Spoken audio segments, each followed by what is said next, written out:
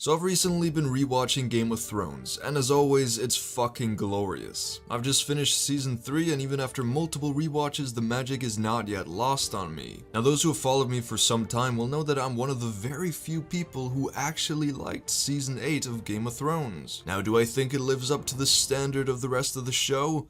No. Do I think it's a perfect season of television? God no. Do I think it's a very flawed season that still manages to keep me entertained for the most part and whose quality has been severely underrated due to the sky-high expectations everyone had for it?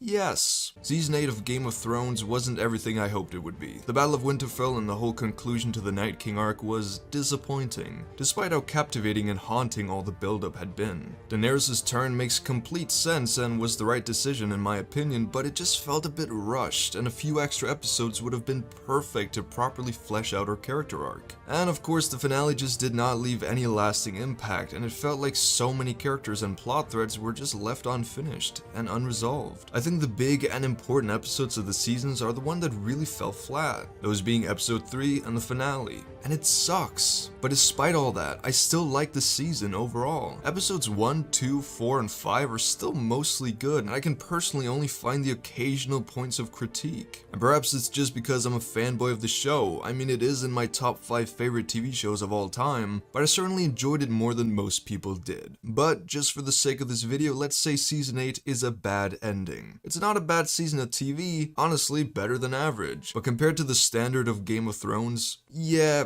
it's bad. Now, all my feelings for season 8 being said, rewatching the first 3 seasons makes it that much clearer to me that the final season doesn't truly capture the magic of Game of Thrones, and I don't really care about rewatching the final season. And so I keep asking myself, why do I still want to rewatch the show if I don't want to watch the ending? Why do I still care about all these characters if I know some of their stories either don't end in a satisfying way or just don't have a climax at all? Why do we let ourselves get invested in a show when we know the ending is bad and doesn't provide a satisfying payoff? I've seen a lot of people say that they can't rewatch Game of Thrones anymore because of the ending, both people online and people I know personally. And it's something I can definitely understand, but I just don't feel that way myself. To me, the big moments like Ned Stark losing his head, the Red Wedding, Tyrion's speech during his trial, Hardhome, the Battle of the Bastards, all still make me feel the same hype or emotional dread that I've always felt watching them. And so I ask this question to all of you. Does a bad ending ruin a good TV show? There are no right or wrong answers to this question. We all consume media differently. Some people are more interested in the journey, while some people care more about the destination, and neither is the right or wrong way to do things. Although I couldn't personally set my feelings aside for a show that I love, even if the ending is bad, I know a lot of people can, and I'm interested in the reasons why. Does it perhaps depend on the severity of the ending, just how much it screws things up? For example, a lot of people don't like the final 2 seasons of The Office because Michael isn't there anymore. I don't think these people downright refuse to watch all the previous seasons. Maybe the last 2 seasons of The Office are still closer to the standard of the rest of the show, while the final season of Game of Thrones was much lower in quality than what had come before. And since the finale is still satisfying and rewarding in The Office, people are more willing to rewatch the show. Or maybe it's just because The Office is more of a journey-centered story in the sense that each episode is a new adventure rather than an important piece of a puzzle, where each new piece seems to be contributing towards one goal. Let's be clear, The Office does have an overarching story, but you can watch any episode and still be entertained.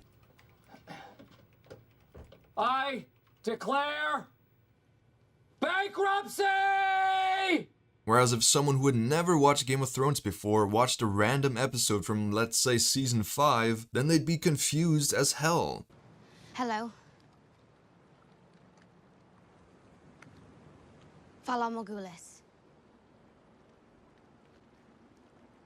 It probably wouldn't be enjoyable for them unless maybe it was Hardhome. How I Met Your Mother is probably a much better example of another TV show where the finale left many fans disappointed and outraged, causing some of them to just drop the series in general. Firstly, I do realize that people generally loved the final season of Hymnium, and that it was only the finale that made people truly upset. But it's still a similar situation as Game of Thrones because I remember the outrage when the episode aired. People were furious, they felt betrayed because they believed believe the showrunners disregarded the development of some of the characters. The annoyance was way greater than that of The Office, and it's also a different situation. How I Met Your Mother, despite being a sitcom, actually has a quite well-woven story where important story threads stay important throughout the majority of the show. The entire premise of the show is based upon this big mystery surrounding the mother, a mystery which the viewers are introduced to at the very beginning and is expected to be resolved in a satisfying manner by the end, which is probably also part of the reason why people felt as betrayed as they did. Obviously, it's not nearly in the same category as Game of Thrones, which is an incredibly complex and interconnected fantasy drama series, but the audience reactions of both shows remind me a lot of each other. I've heard people from both fandoms say that they can't rewatch the shows anymore because of their disappointments in how they ended, and it's sad. It's sad that these people have lost something so dear to them. And listen, we can't just say look past the stuff you don't like and enjoy the show anyways, because that's not how everyone works. Personally, I can still watch a show that I love even if the ending isn't everything that I wanted it to be, and maybe that's just because I try my best to find things that I do like about these bad situations and then focus on them. But other people may not want to do this because their expectations of the shows they love don't waver, and they don't want to waste their times if they know they can't be satisfied. And it doesn't mean that either one of us loved the show more, it just means that some of us broke up with it and moved on, while the others held on and made it through the rough patches. It doesn't mean that one of us is happy and the other isn't, it's just the way life goes. Every journey is different. Alright, sorry about that, didn't mean for this video to get all deep and thoughtful. The split in fan bases is just something I've begun noticing more and more. I've heard the Attack on Titan ending disappointed a lot of people. You can even say something similar happened to Star Wars. I've heard many people say before that they can't watch Star Wars anymore because the sequels ruined the stories that came before. Somehow. Now, I don't agree with a lot of these opinions, and just because some people think an ending is so objectively bad that it ruins the rest of the franchise, doesn't mean that it's necessarily true and that you need to think this way. A large part of it is probably due to some people overhyping these endings to an extent that nothing could ever live up to it, and thus the endings of these beloved pieces of media fail, even though in reality, a lot of them are still good. But anyways, I've been rambling on for long enough. This is a question that I can't possibly investigate all by myself, because I'm only one side of the equation. So why don't we start a healthy debate? Does a bad ending ruin a show completely, or can you still watch and appreciate everything that came before it? Does it depend on the severity of the ending? Does it perhaps depend on how much love for the show you had before the ending? And if you do rewatch the show, will you watch the endings or will you skip them? Now, for a lot of the examples I showed, like How I Met Your Mother and Star Wars,